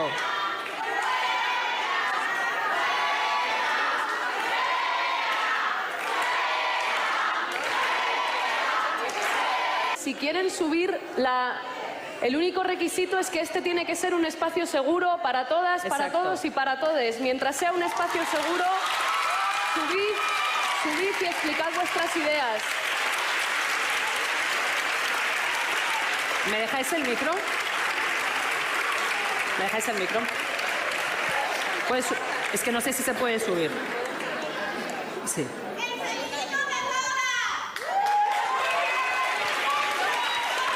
A ver. Bueno, primer asunto que hay que contribuir a dejar en su lugar. ¿Qué le debe el feminismo, qué le deben las mujeres a Pedro Sánchez? Pues nos lo hemos estado planteando en serio. Y ahora nos lo cuenta Miguel Gutiérrez. El Gobierno asegura que es el más feminista de la historia, pero la realidad es bien distinta. Veamos cómo el Ejecutivo actúa en realidad en contra de la mujer. Primero, la ley del solo sí es sí. La ocurrencia de Montero, que contó con el visto bueno de Sánchez, por ella se han beneficiado más de 800 delincuentes sexuales, ya sea por reducción de condena o por excarcelación directamente. Segundo, la ley trans, con la que se afirma la autodeterminación de género. Esta ley vacía de sentido el ser mujer. Así podremos ver hombres en vestuarios y baños femeninos y a deportistas masculinos arrasando en las competiciones femeninas. Tercero, el baluarte del feminismo actual, la ley contra la violencia de género, que no ha conseguido reducir el número de mujeres asesinadas, que se mantiene en 60 al año. La inacción ante la inmigración ilegal del Gobierno contribuye también a la inseguridad de las mujeres. Han entrado en nuestro país desde que Sánchez es presidente más de 200.000 inmigrantes irregulares y la mayoría de ellos proceden de países en los que no se respeta a la mujer. Quinto, la ley de paridad anunciada por Sánchez en realidad es un menosprecio a la mujer, ya que se le transmite que no es capaz de cumplir con sus objetivos por sí misma y por eso hay que acudir a las cuotas. Al Gobierno le importan bien poco las mujeres, solo las desea utilizar políticamente. Ejemplo de ello es el 8 de marzo del año 2020. Recordemos que el Gobierno congeló los datos sobre contagios en la web de Sanidad para que las marchas feministas tuvieran lugar a toda costa. Un total de 480 manifestaciones en toda España. Se dio vía libre a la expansión del virus. Otro ejemplo, las decenas de menores tuteladas de las que se abusó sexualmente en la Comunidad Valenciana y en Baleares. Tanto el Partido Socialista como Podemos se negaron a que se hicieran comisiones de investigación. Y el ejemplo más reciente, el caso Mediador. Diputados del partido supuestamente más feminista cosificando a las mujeres en prostíbulos. Estos son los hechos, otra cosa es el relato del Gobierno. Bueno, incluso hay una estadística publicada el día previo al 8M en la que se hablaba de que el 61% de los encuestados consideraba que el Ministerio de Igualdad no era nada útil, o que era poco útil, o que no era nada útil, ahí lo ven. Bueno, y siguiendo con esta tónica, ya a balón pasado, a mí me llamó mucho la atención la bola de cristal que al parecer tiene la delegación del Gobierno de Madrid, que hablaba de que habían participado en esto no sé cuántos miles, 430 mujeres. Esto que permite, no sé qué abaco permite con tal precisión manifestaciones que van a distintas horas en diferentes lugares y que hablaba del total de las que participaron en manifestaciones en la Comunidad de Madrid. En fin, un disparate. Los datos de verdad, y son muy conocidos, sí que nos dicen que lo que eran las participantes en manifestaciones 8M antes de la pandemia, 350.000, han quedado reducidas después de las mamarrachadas de ese Ministerio de Igualdad a las que se vieron el pasado 8M, 27.000 tan solo. Y claro, y aún será menos el año que viene. Sí, será menos el año que viene si no hay un cambio que mandan a su casa a personas como Ángela Rodríguez, que no se llama así, pero vamos a llamarla Pam, porque ella quiere que se la llame Pam, pero en realidad no se apellida Pam, ni mucho menos, bueno, que lo sepan. En cualquier caso, esta llega a formular, y está feliz de hacerlo, que hay que garantizar la satisfacción sexual de las mujeres. Me han llamado, y me encanta, secretaria de Estado del Gustirrinín, ojalá poder hacer que todas las mujeres de este país sientan placer. Y quiero hablar de eso porque nos ridiculizan y se asustan porque reivindicamos el placer para las mujeres. Porque solo lo han tenido ellos durante muchísimo tiempo. Y claro que pedir el placer para las mujeres, compañeras, también es hacer política. Y hay que garantizar que nosotras podemos tener placer. Doña Rocío de Mer, estamos ante la crisis más grave del feminismo. Ya te pongo pie para que veo que estás como aturdida ante tanta No, aturdida tampoco, no. Es verdad que discrepo un poco de la génesis histórica, pero creo que es un debate un poco largo, entonces no voy a entrar ahí. Voy a hablar de un feminismo hegemónico. Es decir, que hay un feminismo que es el que estamos viendo, el que está en las calles, el que se va a las manifestaciones de la comisión con todas sus peleitas, vamos a llamarlas así, ¿no? Ese feminismo hegemónico no defiende a las mujeres, no habla de los problemas que tienen las mujeres, habla de otras cosas que no son los problemas que tienen las mujeres. Y lo estamos viendo además los últimos días con PAM y con además la campaña que selecciona el Ministerio de Igualdad para el pasado 8 de marzo, que yo creo que todos en esta mesa hemos visto el vídeo, que es un problema que no tienen las mujeres. Las mujeres tienen un problema cuando a los 4 meses tienen que dejar su bebé en una guardería o contratar a alguien para irse a fregar escaleras. Y no pueden pagar la guardería o no pueden pagar a nadie para que cuide a su hijo. Las mujeres tienen un problema cuando las asociaciones de pediatría recomiendan 1 año de lactancia y solo tienen hasta 5 meses de lactancia. Las mujeres tienen un problema cuando las echan de los trabajos por quedarse embarazadas o por querer estar embarazadas. Las mujeres tienen una serie de problemas que el feminismo ni piensa abordar ni ha querido abordar. Al revés, porque el feminismo ha venido, y hablo del feminismo hegemónico, sin entrar en todas las puntualizaciones anteriores, ha venido a negar a la mujer como madre. No solo desde el punto de vista físico, con cuestiones como el aborto, sino desde el punto de vista sociológico. Entonces, desde Vox, efectivamente hacemos una enmienda a la totalidad. Decimos que las feministas se encargan de los problemas de las feministas y de las obsesiones de las feministas y que alguien tendrá que venir a solucionar definitivamente los problemas de las mujeres. Y que España, que quizás es lo que yo esta semana intenté hacer en la tribuna del Congreso, ¿no? España no es un país machista. La cultura cristiana no es una cultura machista. La cultura cristiana gira en torno a una mujer. Hay otras culturas y otras civilizaciones machistas, efectivamente, precisamente aquellas a las que les estamos abriendo las fronteras.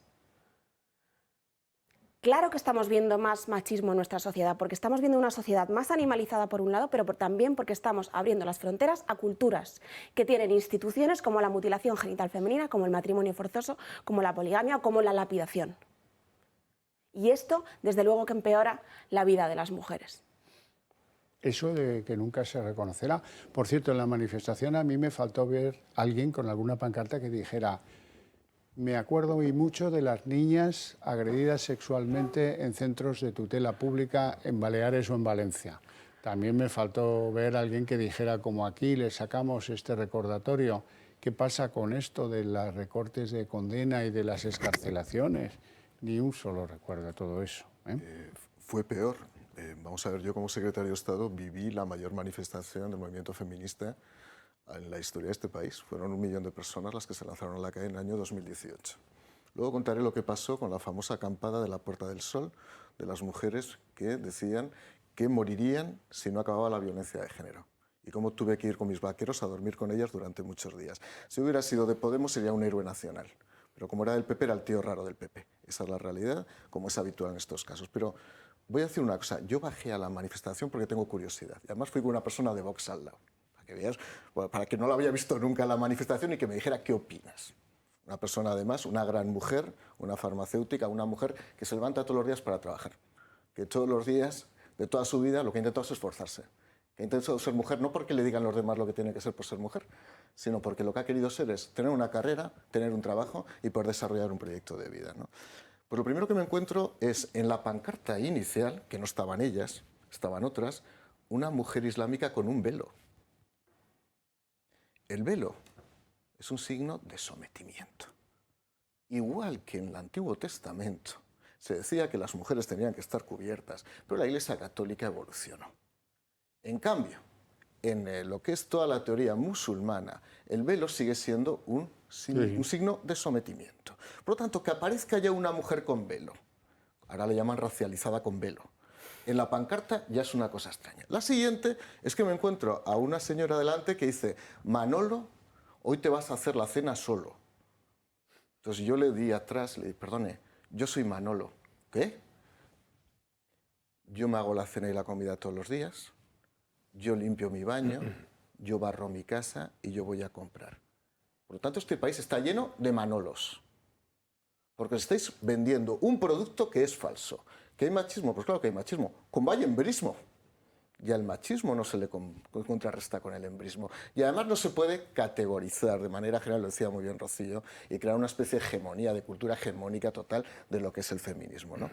Y por eso te voy a contarlo, porque es verdad. Yo, a las 4 semanas de ser secretario de Estado, me montan una en la plaza, en la Puerta del Sol, 4 tiendas de campaña con mujeres dispuestas a morir en huelga de hambre si no finalizaba la violencia de género en este país. Yo me iba a dormir con ellas, les llevaba mis libros, confieso que seguramente levanté el campamento porque son muy aburridos mis libros, es lo que me dijeron al día 26, dice, no aguantamos más que nos leas tus libros porque son muy aburridos, ¿no? Probablemente acabé. Porque eras de derechas. Ya, no, porque era de derechas, pero un tío raro. Como llevo el pelo largo y soy el tío raro del Partido Popular, como sabe Rocío, pues al final yo creo que me consentían absolutamente todo. ¿Qué ocurrió? ¿O qué ocurre ahora? Misma cifra de asesinatos este año de acuerdo con las categorías de lo que se considera violencia de género en España. Mal llamada violencia de género, y eso estoy completamente de acuerdo, que ya en su momento lo planteé, que esto no es violencia de género, por mucho que lo diga Naciones Unidas, es otro concepto radicalmente diferente. Yo no he visto a nadie acampar en la Puerta del Sol.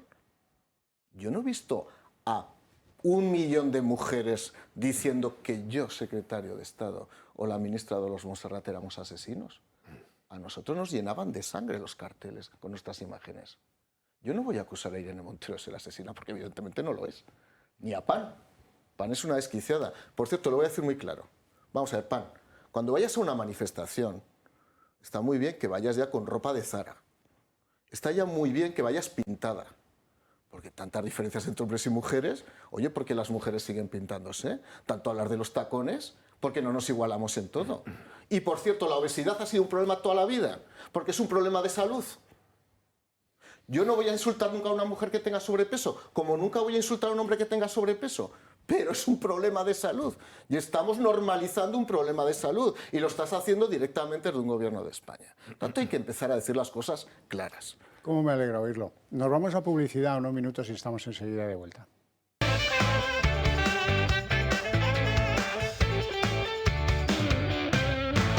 Semana, el día de la mujer, el día 8, estaba en este mismo estudio doña Lidia Falcón. Es la feminista pues, más histórica que tenemos en el país y estaba absolutamente enfurecida por eso de la ley trans. Estos personajes que están en el gobierno ahora fingiendo que son feministas no pueden atribuirse este calificativo. Y solo hay un feminismo. Aquel que considera que los hombres y las mujeres existen y que cada uno tiene su papel en la reproducción, sobre todo. Yo he ido a la Fiscalía de Odio porque me acusaron de odiar, de transfobia. Esto es anti todo, antinatura, antisensatez, antifeminismo. Planteamos, pues, para Madrid, para la Comunidad de Madrid y el Ayuntamiento de Madrid, bueno, unas reformas me parecen elementales, ¿no? En esta comunidad, el año 16 se aprobó una ley que es igual que la estatal, que no disimulen. Bueno, y además hay que contar el famoso vídeo de la PAM. La PAM es como Vinicius, le gusta provocar en el terreno de juego. No es brasileña, a lo mejor le gustaría, no lo sé. Pero desde luego es una de las cosas más antidemocráticas, vergonzosas y que hay que condenar. Luego resulta que sale Félix Bolaños, el seminarista del gobierno, y dice, bueno, yo no comparto estas maneras de decir las cosas, pero tampoco las condenas, Por suerte, es verdad, los líderes de la oposición de Feijóo, Arrimadas y alguno que otro más, sí que se han expresado con contundencia ante lo que es una manera absolutamente demencial de plantear las cosas. Ahora, la que las filma es PAM, la que las coloca en las redes es PAM, y la hipócrita que luego las borra también es PAM. PAM lo es todo en su conjunto. El delirio este, no me extrañaría que la letra de lo que cantan también la hubiera compuesto PAM. Eso no lo sé. pero lo sospecho. Vamos a verlo.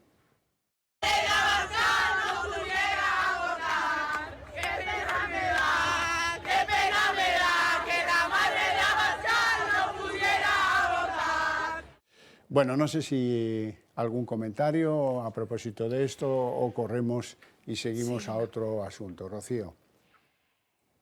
Es gravísimo, de nuevo, un miembro del Gobierno, secretaria de Estado, nadie ha cesado a esta secretaria de Estado, sigue ahí, ni siquiera se ha retractado, ni siquiera ha pedido perdón, nadie se ha referido a Santiago después de que una secretaria de Estado del Gobierno de España le haya deseado la muerte.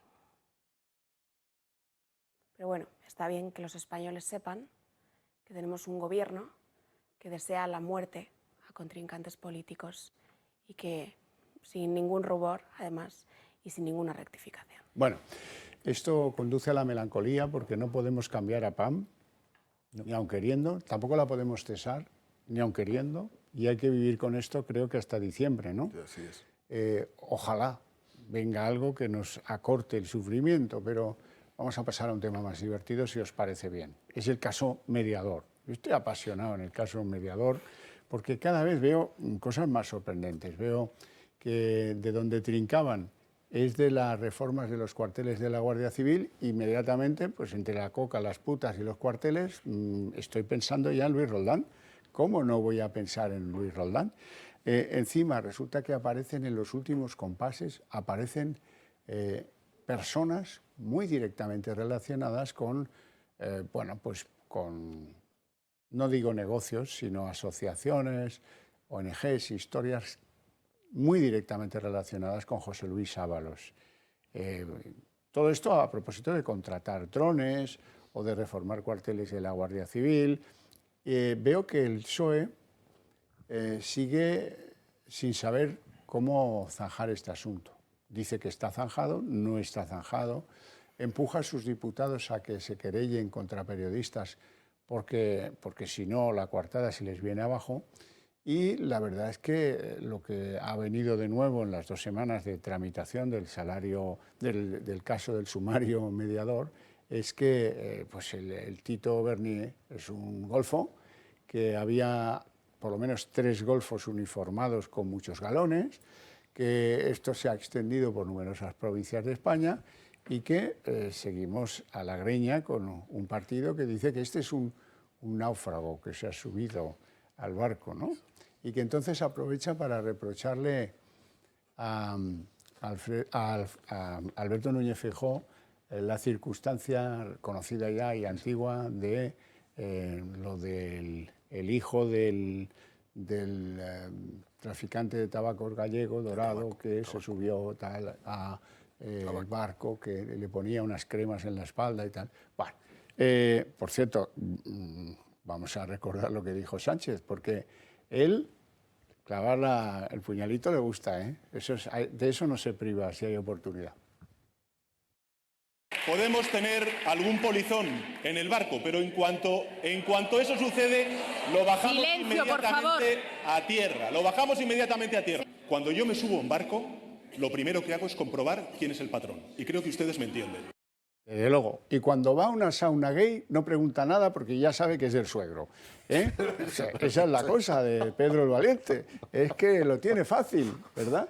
El polizón. Así que este era el polizón. Pues el polizón llevaba detrás 15, ni que fuera el polizón de la patera, que se divertían de esa manera que luego quieren abolir en una especie de contradicción de diván de psiquiatra.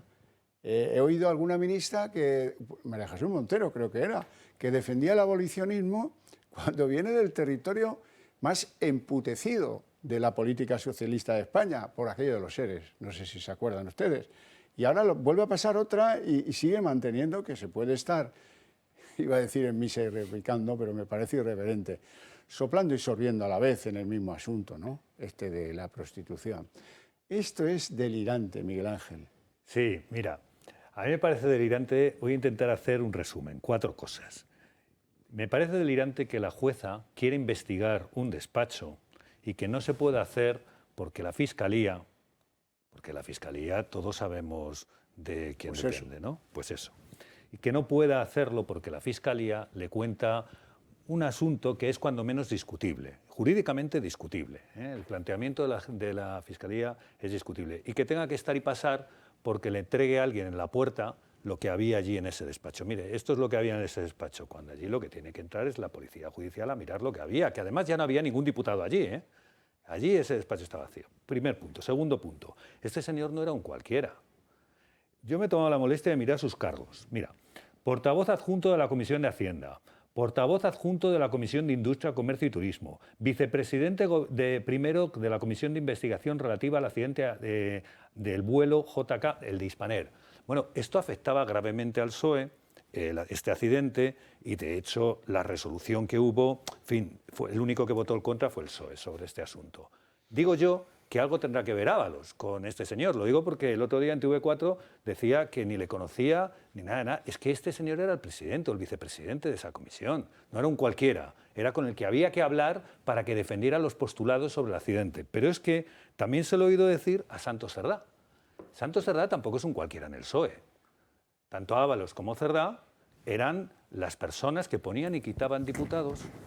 Es como el vicepresidente de cualquier empresa. Prácticamente prácticamente no, es el número 2. Es la policía, es el que echa a los afiliados o les deja, es el que pone y quita las listas de los diputados, de los concejales, etc. O sea, no es un cualquiera.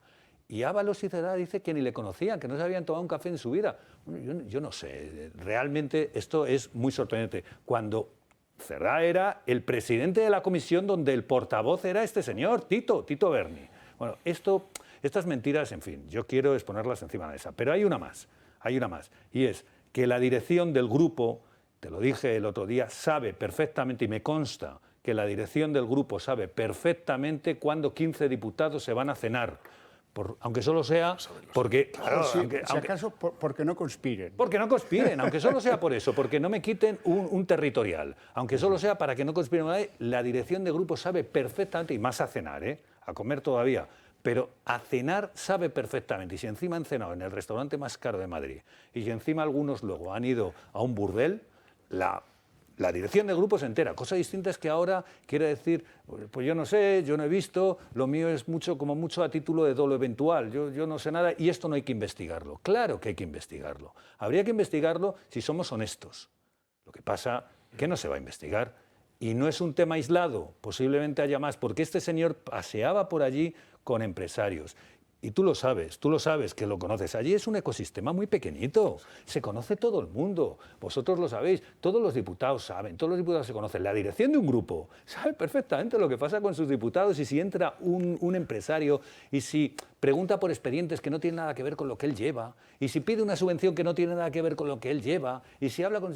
Todo eso se sabe porque es que unos se lo cuentan a otros. Y la dirección del grupo, por supuesto que lo sabe y no se puede ir ahora de rositas pensando que no sabía nada. Bueno, la dirección del grupo, en este caso, tanto el portavoz Pachi como la adjunta o la secretaria general Isaura Leal, en fin, yo no sé lo que ellos sabrían exactamente, pero les han colocado para que sean ellos los que carguen con esta culpa, Bueno, no me parece mal. Visto el declarativo de Pachi López, pues se lo tiene merecido. ¿Qué quieres que te diga?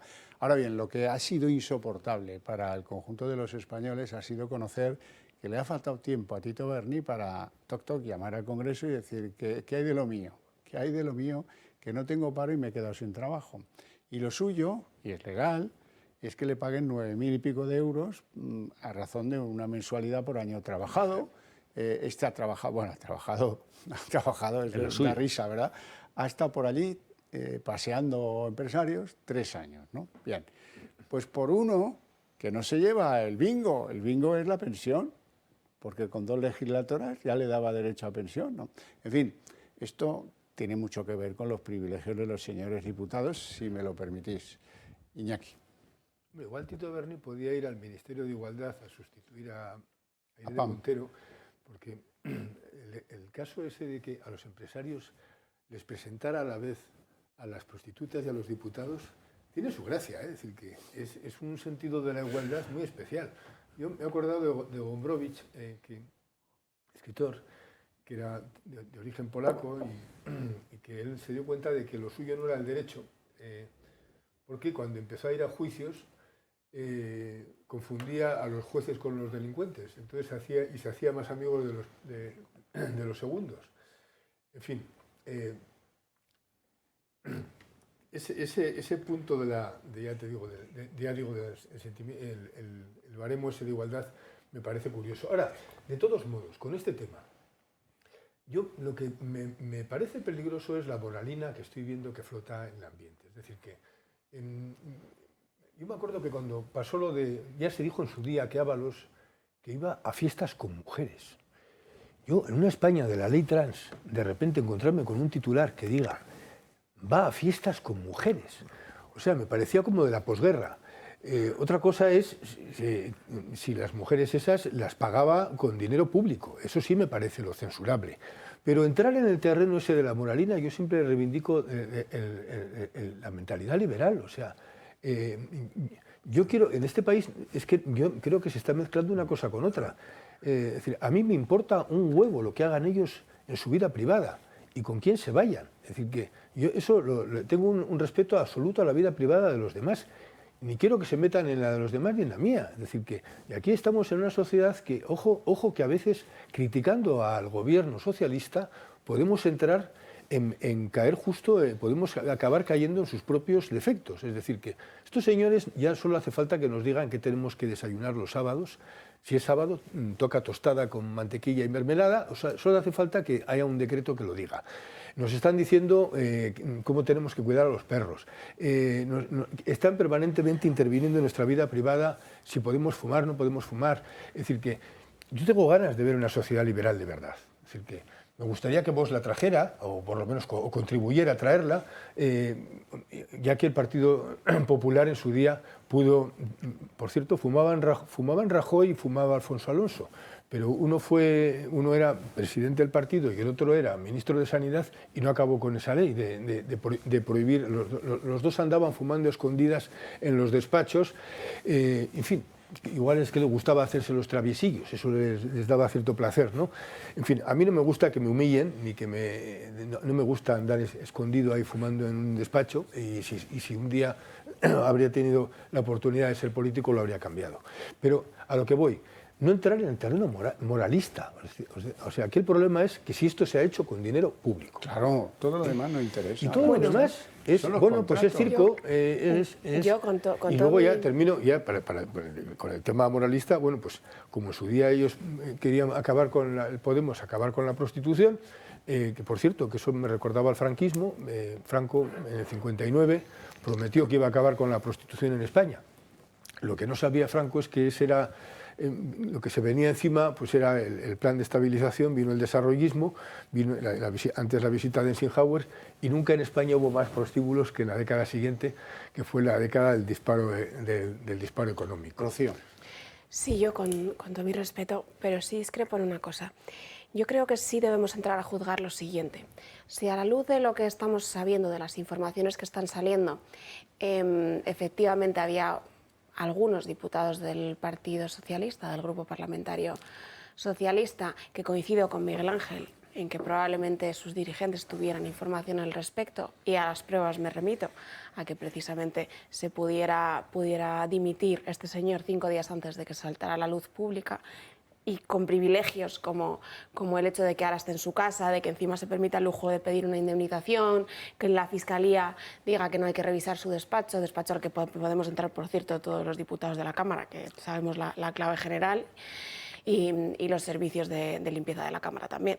En fin, cosas como esta. Pero sí discrepo de lo siguiente.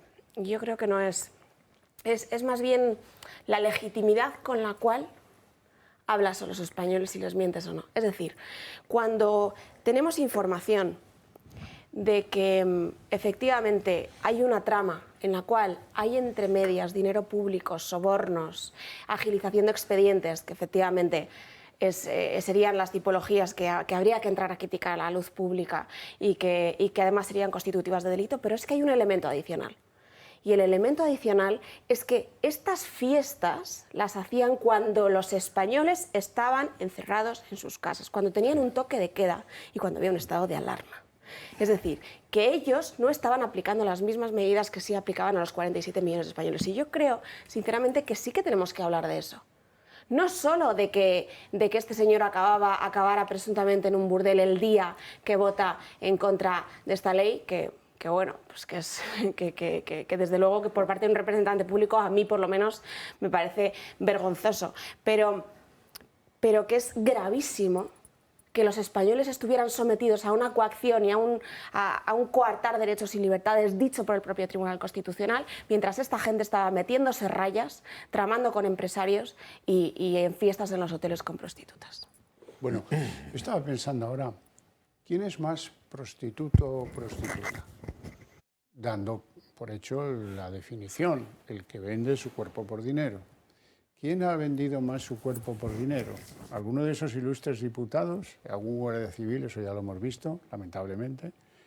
¿O las señoras que los alojaban en el Sombra? Bueno, le daban cobijo y sombra en el Sombra. Sobre este tema hay un uso vernáculo, mejor dicho vernículo, del Partido Socialista que conecta en un continuo histórico a Luis Roldán con Tito Berni. Y además un exhibicionismo... Y los seres. Y los seres van haciendo eses, un poco con los seres. Con un exhibicionismo fotográfico digno de mención, porque es una patología. Friki total. Es un friquismo, porque yo recuerdo, creo que fue la revista Interview, que por cierto viví el día que cerró Interview, y un día contaré cómo cerró ese día Interview. Con el tiburón cuando hinchable. salía aquel calzoncillo de leopardo exhibiendo aquellas prendas íntimas. Porque ya que haces una cosa de ese tipo, no te fotografíes. Yo ya creo que hay una patología de verdad narcisista en la mentalidad de algunos miembros del Partido Socialista Obrero Español. Dicho eso, yo en relación con el Tito Berni creo que hay tres categorías. Están los delincuentes, los incoherentes y los inoportunos. Delincuentes Tito Berni. Tito Berni y su trama, donde se ha demostrado que han cometido un conjunto de delitos y es posible que algunos por omisión o algunos por colaboración también puedan ser delincuentes. Investíguese. Luego están los incoherentes, es decir, son aquellos que presuntamente no han cometido ningún delito, que son miembros del Partido Socialista Obrero Español, del Grupo Parlamentario Socialista, que estoy absolutamente convencido que son conocidos por Pachi López, entre otras cosas porque han pasado por Pachi López y por Pedro Sánchez, que hubo un dispositivo de alarma 3 días después de que saltara todo el tema en el propio Palacio de la Moncloa. Esos son los incoherentes, aquellos que votan por la mañana a favor de la abolición de la prostitución y por la tarde o bien disfrutan de los usos carnales, eran abusos carnales evidentemente, estamos hablando de la abolición de la prostitución, es decir, que son los que disfrutan de las mordidas que decía que alguno que se tenía que quedar en casa hasta el viernes del día siguiente para que no se notara que su miembro había sido mordido, mientras que el que se llevaba mordidas económicas era el Tito Berni. Había mordidas materiales y mordidas sexuales, una cosa muy rara en el Partido Socialista Obrero Español. Esos son los incoherentes. Por cierto, yo soy el coordinador del área de Hacienda, entre otras cosas, del Partido Popular en el Congreso, y el Tito Berni fue el ponente de la ley de lucha contra el fraude. Y acusó de corrupción al Partido Popular, que la hemos tenido, evidentemente. El Partido Popular, claro que ha tenido corrupción. Ese mismo día disfrutó de 2 señoras. Por cierto, el Tito Berni ya no es el Tito Berni, es que se desconoce a sí mismo. A lo mejor su mujer Mari lo ha reconocido, al cabrero, porque va diciendo que no se reconocen las fotos y que cuando abrazaba a esas mujeres es porque es cariñoso, porque de pronto vio a 2 mujeres que le se ponían encima y él puso la mano alrededor. Eso va diciendo el Tito Berni. Es decir, un potentado intelectual, casi como Carlota Corredera, moderando un acto en el Instituto de la Mujer, ¿no? Y en tercer lugar, luego están los inoportunos, los que van donde no deben estar. O sea, que hay gente que seguramente ni era delincuente, ni seguramente es contradictoria, pero se fue a comer a Ramsés, que como bien dijo, voy a citar a Iván Espinosa Los Monteros, ya que Iván me cita de vez en cuando a mí, a veces sin citarme expresamente. Desde luego, Ramsés fue el ejemplo, como decía el otro día, Ramsés II, de lo que era la pulcritud y el decoro, y desde luego estos lo que han hecho es profanar el nombre de Ramsés II, desde luego adulterando un restaurante que, por cierto, es un buen restaurante, que bueno, parece que, no es el más caro de Madrid, por cierto, pero es muy caro, es muy caro. A ese análisis tipológico de los afectados socialistas por los encuentros con Tito Berni en este restaurante tan egipcio por lo de... ¿Ya me entiende? Bueno, pues hay uno más que añadir a esa tipología. Los que van en la estribera, pillan y se bajan antes de llegar al Sombras, que es el sitio donde estas cosas se solazan los ánimos, ¿no? Que también de esos debe haber. Ahora, inocentes, lo que se llama inocentes, me temo que pocos. Algún gorroncillo puede que cazáramos, también es algo práctico. ¿Qué se come ahí en el Ramsés usted? Caviar yo no he ido y nunca, ostras y champán francés. Puede que haya algún gorroncillo interesante. Iñaki.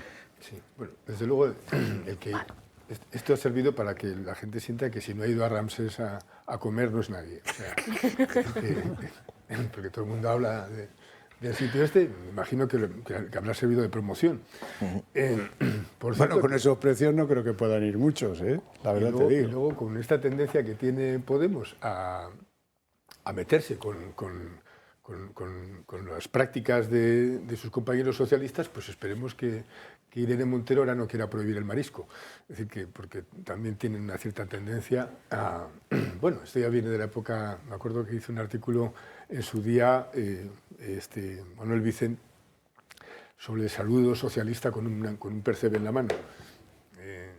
Un artículo que representaba lo que fue la época del felipismo. Es decir, que esto ya del marisco tiene su tradición. ¿Cuál era la pregunta? No había ninguna, simplemente tu opinión. A propósito, tú has hecho un matiz antes, bueno, es que esto de el moralismo no me va, está muy bien, pero es que aquí estamos en el dinero. Y luego estoy de acuerdo, hay una participación delictiva, estoy de acuerdo con Rocío en lo que decía de un momento en el que se estaban limitando derechos constitucionales, este doble rasero. Es decir, que lo que estamos viendo es que esta gente tiene un doble rasero para todo. Es decir, que a la hora de señalar la corrupción hay que señalar la ajena. Lo nuestro es absolutamente... en fin, nosotros somos puros y limpios. Entonces, bueno, pues ahora yo sí matizaría que antes hemos estado hablando de que están de que el populismo de izquierdas está contra el punitivismo. Yo creo que son muy contradictorios. Es decir, que yo, por ejemplo, recuerdo que en la época en que ETA asesinaba, cuando se hablaba desde el feminismo, o sea, se veía casi peor. Recuerdo en alguna rueda de prensa que parecía más grave la violación que el asesinato. Es decir, que se estaba utilizando de tal manera la ideología feminista que de repente parecía como que, en fin, a ver, la violación es un delito gravísimo, pero es que en ese momento parecía que el asesinato de los etarras al lado de la violación no era nada. Es decir, entonces, bueno, en algún momento tuve que escribir, oiga, de la violación se sale. Es decir, que mal, se sale, pero es que del asesinato no, el asesinato termina la vida de una persona. Entonces, yo creo que en este discurso siempre hay mucha contradicción, y termino. Machismo. Alguien ha dicho que desde el populismo que el punitivismo es machismo. Y no es machismo la cerrilidad, el no pedir perdón por un error. O sea, aquí el verdadero machismo es el de Irene Montero. Es decir, que lo es por muchos aspectos, incluido su cargo. Pero entre esos defectos está el no rectificar y el empeñarse en esa cerrazón. Bueno, y queda por aclarar qué pasa con una fundación de dinero público, la presidencia Nadia Calviño, están sentados allí Pilar Llop, el ministro de Exteriores Álvarez, y esta fundación da unos contratos para no sé qué cooperación en algunos países del Sahel. El Sahel es donde tenía mando en plaza el general Espinosa, cuando prestaba allí servicios para toda Europa y tenía un enorme prestigio. Lástima que luego pues termine así su carrera en la Guardia Civil. No tenemos tiempo para más, lo dejamos aquí con mi agradecimiento a ustedes cuatro por apoyar este programa y por expresarse aquí, como siempre, en libertad, y a ustedes por seguirnos con interés desde sus hogares. Les esperamos el próximo sábado, 10:30 de la noche.